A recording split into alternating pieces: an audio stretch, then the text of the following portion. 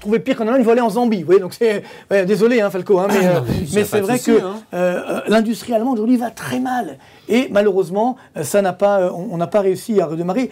Il y a des pays qui allaient très bien, par exemple, vous voyez, la Pologne, la Suisse, qui avaient une croissance très forte. Aujourd'hui, eux aussi sont en train de souffrir. Et puis même, bien entendu, on a, je dirais, les États-Unis. Alors là, c'est quand même... D'abord, j'allais oublier, le Royaume-Uni. Le Royaume-Uni, lui aussi, vous savez que ce temps, il résistait bien. Et là, ça y est, là, on se dit, le Brexit, ça commence à devenir sérieux. Et si jamais on n'a pas d'accord, alors là, on voit que ça commence à fléchir. Et alors, la grosse surprise, c'est effectivement les États-Unis. On va revenir tout à l'heure, parce que bon, l'Italie, etc., on était habitués. Là, effectivement, c'est également les Américains qui ont très fortement ralenti. Mais je propose qu'on regarde peut-être quelques graphiques. D'accord, on va faire ça, en fait. Mais ça, c'est quand même important par rapport à ce que disait Laurent tout à l'heure. Sur la bourse, je vous rappelle que la bourse valorise des profits à venir. Donc, certes, effectivement, il n'y a pas que l'industrie dans la vie, il y a aussi les services, heureusement, qui pour l'instant résistent bien. Mais néanmoins, on a quand même un scénario de fort ralentissement mondial. Moi, je vous rappelle, j'ai une prévision de croissance mondiale cette année à 2,8%. C'est pas la Bérésina, mais le FMI est encore à 3,2, etc. Ça, c'est pas dans les marchés. Aujourd'hui, les marchés continuent de croire qu'on a une croissance à 3,5%, ce qui n'est pas du tout le cas. Donc là aussi, ça montre bien que les marchés vont trop loin et on a réalimenté une bulle. Alors elle s'est un petit peu dégonflée il y a 15 jours. Là, bon, elle se stabilise, effectivement, on l'a vu tout à l'heure sur le graphique, mais ça, c'est extrêmement dangereux. Juste pour répondre par rapport à ce que dit Marc, aujourd'hui dans les Échos, il y avait un article sur la croissance dans les pays émergents, la fête est finie. Bon, ça veut dire quand même qu'on a des investisseurs qui commencent à comprendre que ça se répand de manière homogène. La fête est finie. Oui, la fête est finie. Voilà, donc bon, ça commence. Non, mais c'est évident. Et là, évidemment, on a le rôle moteur de la Chine. Je vous rappelle que, en fait, quand on a la croissance mondiale, sur les 2,8% de croissance mondiale, qui est ma prévision cette année, tenez-vous bien, il y a 1,6 points qui viennent de 2 pays. 1,1 point la Chine et 0,5 point l'Inde. Ça veut dire juste ces 2 pays. Parlons notamment de alors justement, je vous l'Inde, un petit graphique sur l'Inde, parce que l'Inde, c'est le seul pays, justement, regarde, on voit bien là, c'est le seul pays où l'industrie ne s'effondre pas, le seul grand pays, bien sûr, il y en a d'autres, et là, on voit que ça résiste. Par contre, c'est la mauvaise nouvelle, c'est que l'économie indienne est très tournée vers les services, notamment informatiques, et là, regardez, c'est la courbe verte, et bien, ça, on est quasiment à 50, donc ça, c'est un petit peu inquiétant, ça veut dire que l'Inde aussi, qui a eu un ralentissement, on est autour des 7% de croissance, on va revenir vers des niveaux de 6%. C'est pas dramatique, bien sûr, c'est encore de la croissance. Mais quand même, rappelez-vous, une raison de croissance, si l'Inde est à 6%, ça veut dire qu'elle va contribuer un petit peu moins à la croissance mondiale, et donc on n'aura pas de quoi voir venir. Alors il y a encore pire que l'Inde, c'est bien sûr la Chine. Ça c'est vraiment le graphique suivant, ça c'est vraiment le point d'achoppement, on le voit très bien, où malheureusement l'industrie, voyez, on est tout juste à 50, on est tout juste à la frontière effectivement de la récession, et les services qui avaient bien remonté, vous voyez, c'est la courbe verte, les services, hop, au mois de mai, ils sont repartis en très forte baisse. Donc ça c'est un petit peu inquiétant, ça veut dire que les Chinois qui, au départ, effectivement, voulaient ralentir, le ralentissement est un peu plus fort que prévu. Donc, pour l'instant, ils sont à 6,4% de croissance. Ils vont aller, eux aussi, vers 6% de croissance. Marc, juste pour que nos téléspectateurs comprennent, le différent entre les Chinois et les Américains, ça ne se voit pas du tout sur ce chart pour le moment. Alors, non, pour le moment, en termes de niveau de croissance, vous voulez dire, non. Alors, pourquoi ? Parce que la Chine, effectivement, a un potentiel de croissance.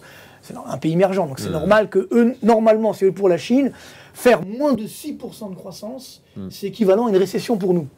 C'est-à-dire que eux, ne serait-ce que par le flux, effectivement, de la population qui viennent des campagnes, dans les villes, etc., rien que ça, pour simplement, finalement, nourrir, entre guillemets, les citoyens, il faudrait 6% de croissance minimum. Donc là, ils sont à la frontière. Alors qu'effectivement, les Américains sont à 3,2, mais comme nous, on est des pays développés. Donc on ne peut pas faire la même croissance que les Chinois. Par contre, c'est vrai que ce ralentissement aujourd'hui, il va bien sûr avoir des effets sur l'ensemble de la planète. On a vu sur l'Inde, on a vu également sur l'ensemble des pays émergents. Alors, je vous ai mis un autre graphique sur la Chine, très intéressant. Donc là, c'est du concret, ce n'est pas simplement les enquêtes des directeurs d'achat, c'est ce qui se passe au niveau de la production industrielle et au niveau, regardez bien, ça c'est très inquiétant, des ventes au détail. Les ventes au détail, pour expliquer, c'est la consommation. Donc la consommation, effectivement, même si on sait que les Chinois exportent beaucoup, investissent beaucoup, mais quand même la consommation, c'est un moteur essentiel de l'activité économique. Et regardez bien... Et d'où vient ce ralentissement ? Voilà, regardez bien, et bien écoutez, regardez, c'est assez incroyable, on est sur un plus bas depuis 2003. Vous voyez, en termes de variation annuelle. Là aussi, ce n'est pas la Bérésina, parce que c'est encore une croissance, mais quand même. Et la production industrielle. Donc ça veut dire quoi ? Ça veut dire qu'effectivement, il y a un peu moins de revenus qui sont distribués. Vous savez que comme il y a moins de croissance, il y a un peu moins de revenus. Donc les ménages sont un peu plus craintifs sur l'avenir, donc ils consomment un petit peu moins. Il y a un durcissement du crédit ou pas du tout ? Alors non, simplement c'est vrai que là aussi, moi je ne suis pas ultra pessimiste sur la Chine. Je pense qu'on a un ralentissement. Pourquoi? Parce que les Chinois, ils ont de quoi voir venir. Effectivement, ils peuvent abaisser leur taux d'intérêt pour relancer la machine. Ils peuvent utiliser, ils ont 3 000 milliards de dollars de réserves de change.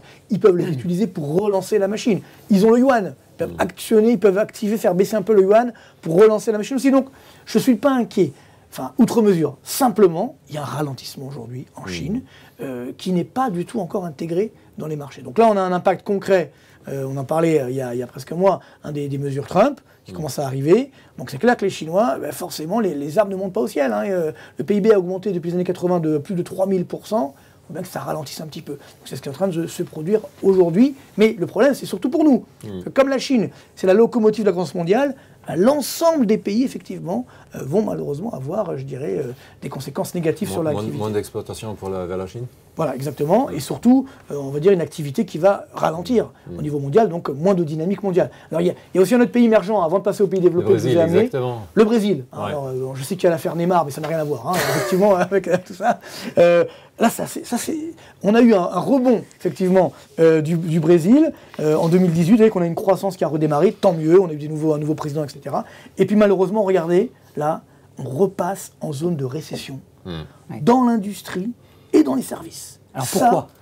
Eh bien parce que là aussi, effectivement, si vous voulez, on a eu un effet de rattrapage de la faiblesse passée. Vous voyez que le PIB, la courbe bleue en 2015 était tombé très très bas. Donc on a eu un effet de rattrapage de la faiblesse passée, une sorte de correction, si vous voulez. Et une fois que la correction est passée, on retrouve les fondamentaux. Et c'est vrai que on a encore des difficultés. Il y a les prix des matières premières également qui ont baissé, donc qui n'avantagent pas effectivement le Brésil. Et puis globalement, il y a eu des flux d'investissement qui sont arrivés au début du changement de président. Maintenant, on attend de voir. Donc là aussi, il faut faire attention. Il y a un ralentissement mondial qui opère également sur le Brésil. Donc vous voyez que le Brésil, c'est quand même la troisième grande économie du monde émergent. Là aussi, ça veut dire que c'est pas simplement localisé. L'ensemble de la planète, effectivement, ralentit. Parlons maintenant des États-Unis. Le PMI sont en chute libre. Voilà. Est-ce que Jérôme Powell va pouvoir relancer le moteur? Oui, je vous l'ai dit la dernière fois, Trump il a été très fort, mais c'est pas non plus un magicien. Il peut pas faire des miracles. Et donc là, on voit bien cette croissance américaine qui est à 3,2%, c'est la courbe bleue. Ouais. Et par contre, regardez, c'est assez incroyable. En 2 mois, donc les indicateurs avancés, c'est-à-dire donc des directeurs d'achat, les PMI comme on dit, PMI en anglais. Donc on a à la fois les services, la courbe verte, l'industrie, la courbe rouge. Ça s'effondre. On est quasiment à 50.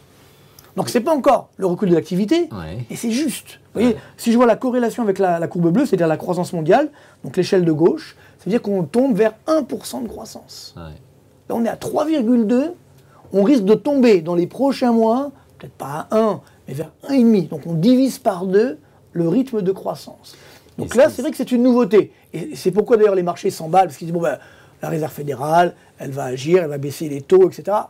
Faire attention, il ne faut pas aller, je dirais, trop vite non plus. On a, je vous rappelle, le plein emploi à 3,6% de taux de chômage. Mais ça, si ça se confirme, alors là, c'est ça où les marchés ne collent pas. Parce qu'ils se disent, ils ne voient pas cette mauvaise nouvelle. Ils disent, c'est pas grave, la Fed va baisser les taux, tout va bien, ça va repartir comme en 40. Mais non, parce que d'abord, ce qui se passe avant l'impact de la baisse des taux, c'est le problème de la baisse de l'activité. Mais on avait une situation un peu pareille, ou même encore pire, en 2016, non ? Tout à fait. D'ailleurs, on voit bien que la croissance a nettement ralenti. Et c'est là où, effectivement, Trump, le magicien, est arrivé. Puisqu'on avait cet effet, je vous rappelle, à l'époque, il y avait Obama qui avait augmenté beaucoup les impôts, etc. Donc les ménages américains n'étaient pas très confiants. Il y avait le ralentissement également chinois. Trump est arrivé, et là, il y a eu un électrochoc de confiance. Il a baissé massivement les impôts, et ça a relancé la croissance. Maintenant, le problème, c'est que, une fois que cet impact positif est passé, il ne peut pas continuer éternellement, d'autant que, je vous le rappelle, nous sommes dans le cycle le plus long de l'histoire économique américaine. 45 trimestres, on avait déjà parlé la dernière fois, mais tout ça pour dire qu'on a un ralentissement logique. Donc ce n'est pas la Bérésina, encore une fois, mais c'est un ralentissement. Donc ça, ce n'est pas dans les marchés. Et quand je vois les marchés qui disent « excusez-moi, Laurent, si Powell agit, c'est bon, tout va bien se passer », attendez, les enfants. C'est un peu ce qui se passe depuis 48 heures. Oui, c'est ce qui se passe depuis 48 heures. Mais l'important, ce n'est pas forcément ce que va faire la Fed, c'est ce qui précède ce que va faire la Fed. Comment va évoluer la croissance ? C'est ce qu'on a oublié. Les marchés, les marchés boursiers valorisent des profits. Donc si on a moins de croissance, on a moins de profits, voire peut-être même une baisse des profits. Donc les marchés boursiers n'ont pas à être à leur niveau actuel. Vous voyez, donc c'est ça qui est dangereux, c'est que les banques centrales, en fait, elles sont un peu pyromanes, entre guillemets. C'est-à-dire qu'en voulant à chaque fois baisser les taux, relancer la machine, eh bien finalement, on n'arrive pas à avoir un équilibrage des marchés boursiers. Donc est-ce qu'on a une bulle? Voilà, tout à fait, la bulle s'est reformée. Hein, je vous le montrerai la semaine prochaine, j'ai des beaux graphiques sur des bulles, effectivement, parce qu'on est effectivement complètement dedans. C'est-à-dire qu'aujourd'hui, les marchés boursiers vont beaucoup trop loin par rapport à la réalité économique. Et donc, je suis désolé de le dire, mais de temps en temps, il serait bon de siffler la fin de la récré. C'est-à-dire de dire, bon maintenant, mais c'est vrai, il faut maintenant que les marchés retrouvent une corrélation avec la réalité économique pour repartir sur des bases plus saines. Mais là, j'en discute avec beaucoup de gérants, etc., ils ne savent plus où investir parce que on se rend bien compte. C'est ça, on se rend bien compte qu'on a une difficulté majeure. Et donc, qu'est-ce qu'ils font aujourd'hui? Certains investisseurs, ils disent, bon ben, j'ai des taux d'intérêt, donc des obligations de l'État allemand, taux d'intérêt négatifs. Alors, pourquoi? Je leur dis, vous êtes sûr de perdre. Et ce qu'ils me répondent, ils me disent, oui, mais au moins on sait combien on va perdre. L'argument de gestion aujourd'hui, c'est ça. On sait au moins combien on va perdre, moins 0,5, donc plutôt que de perdre moins 20. Et donc on est tous là à attendre ce crack, effectivement, ou du moins cet assainissement, cet rééquilibrage des marchés boursiers, qui est justifié sur la base des fondamentaux économiques. Si on revient en Europe, je vois sur le prochain tableau, l'Allemagne en rouge, la Grèce en verte. Ah ouais, ça c'est incroyable. Ça c'est une belle histoire. Un retour de manivelle incroyable. C'est une histoire de succès là. Maintenant, faut pas non plus exagérer, parce que malheureusement nos amis grecs, ça va mieux, tant mieux pour eux. Oui, mais le niveau du PIB grec aujourd'hui est encore 24% en deçà du niveau qu'on avait en 2008, hors inflation. Donc vous voyez, les pauvres Grecs ne sont pas encore sortis de la crise malheureusement. Non mais là regardez, c'est incroyable ce tableau. Là vous avez l'ensemble des pays de la zone euro, donc au niveau dans l'industrie. En fait. Donc c'est pareil, quand c'est rouge ou violet ou orange foncé, c'est que c'est proche de la récession ou quasiment en récession. Vous voyez, même l'Irlande. Vous voyez, l'Irlande qui allait tellement bien, 50,4. Voyez. Donc effectivement, même l'Espagne, l'Italie, même l'Autriche. Voyez, donc tout ça. Et la France? Alors la France, bien entendu, mais on a l'habitude, j'ai envie de dire. Non mais c'est méchant. Hein. Elle est presque verte, non? Non, elle est à 50,6. Non, elle est quand même loin d'être verte. Devant l'Allemagne, ça va, oui, c'est vrai, ça va un peu mieux qu'effectivement que le mois dernier, mais c'est quand même, c'est pas une situation euphorique. Vous voyez, même les Pays-Bas qui allaient très bien, ça aussi un petit peu, ça ralentit un petit peu.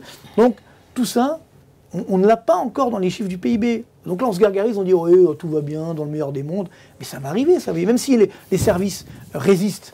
Mais on a quand même un impact assez négatif. Regardez, je vous ai mis sur le graphique suivant. Exactement. Là, c'est ce qu'on appelle l'indice composite. Donc, c'est industrie plus service. Alors, au mois de mai, on a une petite hausse très légère, mais vous regardez la corrélation avec la courbe bleue, c'est-à-dire la croissance du PIB. Vous voyez, ça veut dire que si la courbe bleue suit la courbe rouge, qui normalement est le cas, on devrait tomber vers 0,5% de croissance au cours des prochains trimestres.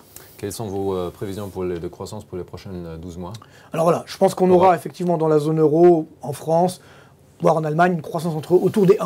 Donc ça sera un peu moins en Allemagne, 0,8, 0,9, peut-être 1,2 en France, parce que ça aussi en France on a un peu triché. Hein, on a donné 15 milliards d'euros, comme ça on a mis dans le circuit 15 milliards d'euros, et donc le déficit public s'est creusé de 15 milliards d'euros quasiment. Ah, j'ai lu ça aujourd'hui. Vous avez vu cette ça semaine. Cette semaine, personne n'en a parlé. Tout va bien. On a, pour dire exact, on a 12 milliards d'euros de déficit supplémentaire juste sur les 4 premiers mois de l'année par rapport à l'année dernière. Ça se passe bien. Le taux d'intérêt à long terme continue de baisser. Donc là aussi, c'est une autre bulle qui continue. C'est ça qui est dangereux parce que quand les marchés vont trop loin par rapport à la réalité économique, tôt ou tard, il faut qu'on ait un mouvement, je dirais dans l'autre sens. Donc là, on a un ralentissement de la croissance qui effectivement va s'observer dans les prochains mois. C'est inévitable. On a encore une question, en fait, dans l'émission dernière, en fait, il y a Cédric qui a une question concernant l'émission de 10 mai, en fait. Il a fait un commentaire sur notre chaîne, il a dit « Marc mentionne que la croissance US est de 84% supérieure à celle de la zone euro sur les 18 dernières années. Je doute que le différentiel de PIB par habitant entre les USA et la France ait augmenté de 84% sur la même période. Où est donc passée la croissance? Voilà. Alors, très bonne question. J'y réponds, effectivement. Vous voyez qu'aussitôt dit, aussitôt fait, comme on dit. On répond aux auditeurs. Alors déjà, juste, j'avais montré ce graphique, effectivement, il y a un joli graphique, sur l'écart de croissance, le graphique de gauche. Il faut bien comprendre ce que c'est. C'est-à-dire, en fait, vous voyez, la courbe bleue, c'est l'écart de croissance annuel. Donc, chaque trimestre, on voit les écarts de croissance entre les États-Unis et la zone euro. Et donc, la courbe rouge, c'est la somme de tous ces écarts. Et donc, en mathématiques, on appelle ça l'intégrale. Si vous vous souvenez, les cours de terminale ou d'après même, vaguement.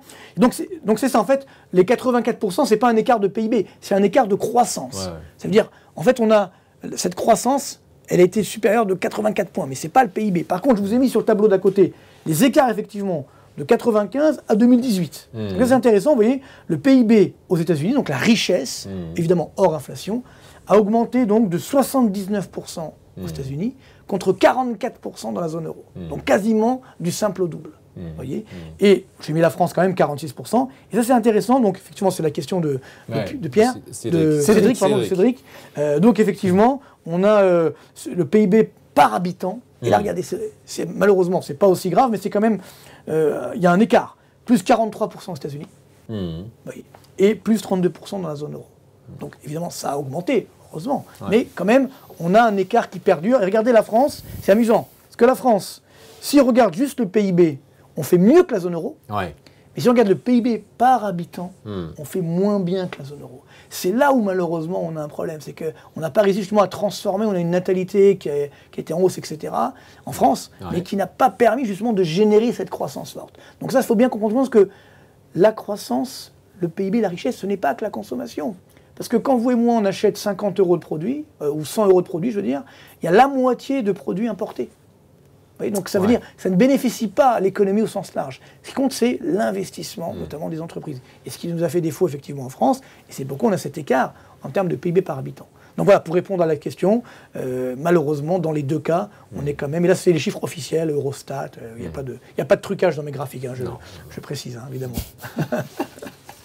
Merci beaucoup, Avec Marc, plaisir. pour cette focus sur le PIB industriel qui est en ralentissement, même en début de récession en ce moment. Maintenant, on va passer à notre prochaine rubrique qui s'appelle Économie et marché. Et on commence avec Laurent qui veut nous parler de l'inversion de la courbe des taux. Qu'est-ce qui se passe? Oui, c'est un petit peu, ça tombe bien en fait ce qu'a dit Marc aujourd'hui, parce que c'est vrai que les marchés actions sont encore relativement vigoureux, mais on voit bien que le marché obligataire, lui, il a complètement intégré ce ralentissement. Il y a un différentiel très très important dans la compréhension du cycle des gérants obligataires et des gérants actions, puisqu'on voit là ce spread qui est entre le 3 mois et le 10 ans.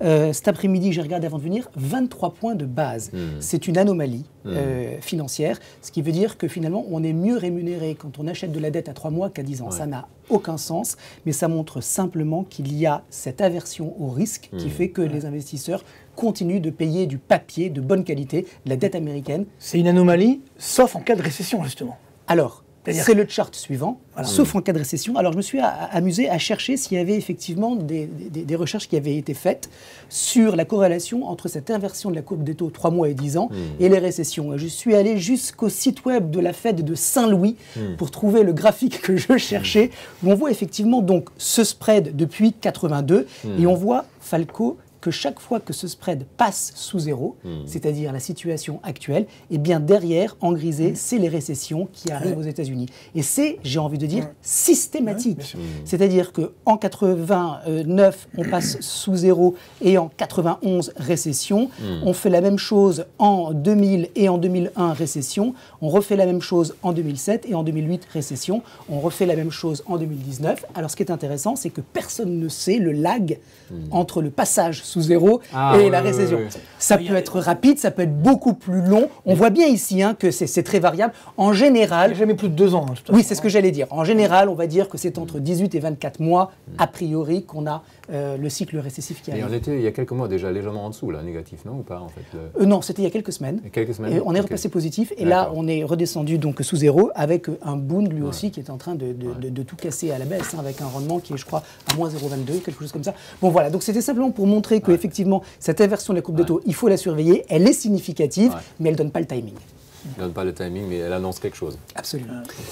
Est-ce qu'il y a dans cette situation un peu morose, triste, des choses intéressantes, atmosphère de récession, est-ce qu'il y a des valeurs intéressantes à retenir en fait? Bon, alors, Laurent. Oui, cette semaine, je vous présente 2 valeurs. Alors, vous savez, vous avez l'habitude dans cette émission que j'ai une posture qui est défensive. Autrement dit, je montre à chaque fois des valeurs qui sont sur des secteurs non cycliques. La première, c'est Korian, valeur française qui est positionnée donc dans le secteur de la santé avec la gestion d'établissements pour les personnes du troisième âge, avec un trend haussier depuis 2018 sur Korian. Et on voit qu'il y a une consolidation actuellement depuis ce début d'année, mais déjà remarquez que le titre ne baisse absolument pas, que dans les 3 dernières semaines où le CAC 40 et les indices mondiaux ont corrigé, Korian, lui, a continué de faire du surplace. Donc, qu'est-ce qu'on attend? Eh bien, on attend le break, c'est-à-dire la sortie haussière qui confirmerait la tendance haussière de long terme. Et si c'était le cas, on pourrait tout à fait assister pour les prochains mois à un retour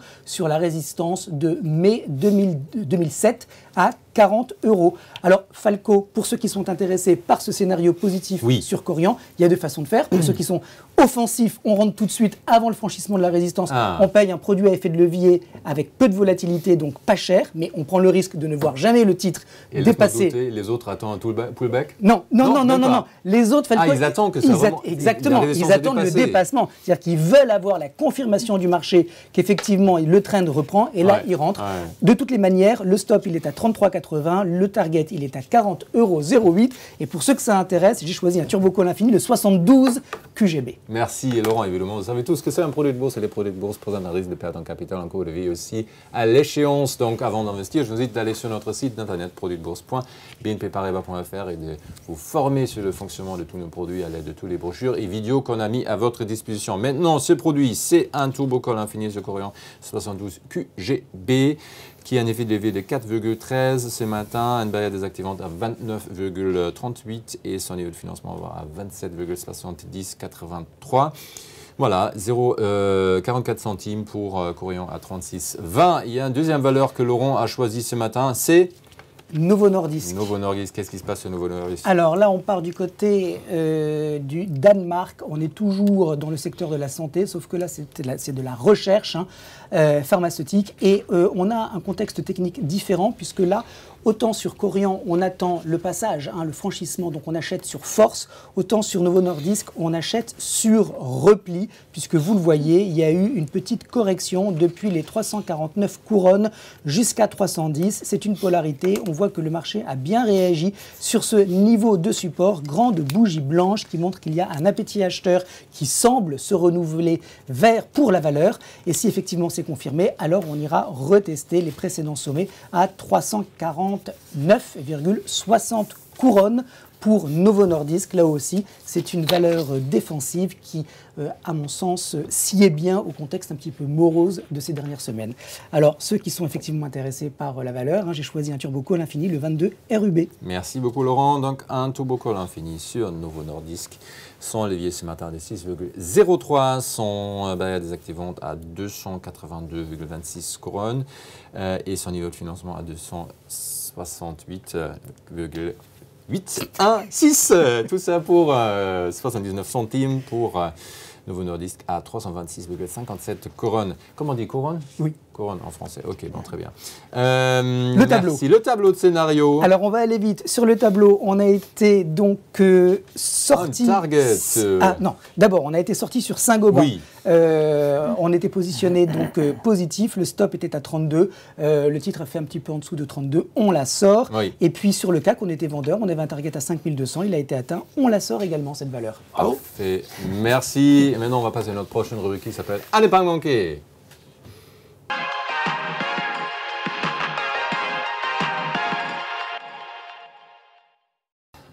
Alors Laurent, qu'est-ce qu'il ne faut surtout pas manquer dans la semaine qui vient? Bon, petit calendrier la semaine prochaine. Bon, alors déjà, demain, on rappelle, on l'a déjà dit, ça c'est les chiffres de l'emploi. Les chiffres de l'emploi. Je rappelle que normalement, si je ne me trompe pas, c'est 285 000 créations d'emplois pour le mois de mai attendu aux États-Unis. Ça sera beaucoup moins bien, puisqu'en fait, on a les chiffres ADP dans le secteur privé qui ont été très mauvais. 27 000. Donc, à mon avis, les chiffres sont beaucoup... il y aura moins de création d'emplois. Par contre, le taux de chômage ne devrait pas trop bouger. Et après, c'est intéressant comment le marché va l'interpréter. C'est ça qui est inquiétant. Non, parce qu'il peut l'interpréter en se disant c'est bon, là, la Fed elle va baisser les taux d'intérêt, il peut continuer à monter. Donc, si c'est très très mauvais, il risque de se poser des questions. Voilà, aussi, ça aussi. Il faudrait que ça soit mauvais, mais pas trop. Bon, alors, USA, mardi, l'indice des prix à la consommation pour le mois de mai, 0,2% de hausse. Mercredi, l'indice des prix à la consommation corps. En rythme annualisé pour le mois de mai corps, ça veut dire qu'on sort les prix de l'énergie et de l'alimentation 2,1. Et puis vendredi, c'est les ventes au détail, ces fameuses ventes au détail, c'est-à-dire les dépenses de consommation pour le mois de mai attendues en hausse toujours à 0,6%. Zone euro, jeudi, la production industrielle pour le mois d'avril attendue en baisse, Falco, à moins 0,3%. Et puis au Japon, alors je ne sais pas si ça peut véritablement faire bouger les marchés. Il faudrait une très mauvaise surprise. C'est les premières estimations du PIB en rythme annualisé pour le premier trimestre, attendu à 1,8. C'est pas mal pour le Japon. Oui, mais c'est la confirmation. Ça c'est la confirmation. Parce qu'on sait déjà que ce premier trimestre, ça sera ça. Ça a déjà été annoncé en première estimation, là, ce sera la confirmation. Donc, non, il n'y aura pas de surprise. Non. Un petit peu, il devrait avoir un peu de surprise, mais ça devrait aller, quoi. Puis le Japon, le pauvre chéri, c'est seulement 0,07 points de la croissance mondiale. C'est la troisième économie du monde, quand même. Ouais, mais en termes de contribution à la croissance mondiale, ça fait longtemps qu'on ne peut plus trop compter sur eux, malheureusement. J'adore quand Marc est dans le studio. Bon, on est déjà à la fin de notre émission. Il me reste juste à vous donner le rendez-vous pour la semaine prochaine, lundi soir, évidemment, même si c'est le week-end de Pentecôte. On va faire notre fameux webinaire technique des marchés avec Laurent Avis dans ce studio à 18h30. Donc lundi 10 juin, le 14 juin, il y a à nouveau 100% de marché aussi dans ce studio. Avec Marc. Aussi avec Marc. Je reviens en deuxième semaine. Génial. Et de lundi au vendredi soir à 18h, 100% marché quotidien avec Laurent Avis dans ce studio. On vous souhaite un excellent jeudi, un excellent week-end, si vous regardez cette émission que le week-end. Et Marc, Laurent, c'était un plaisir. À très vite, à la semaine prochaine. Bon à bientôt. Merci.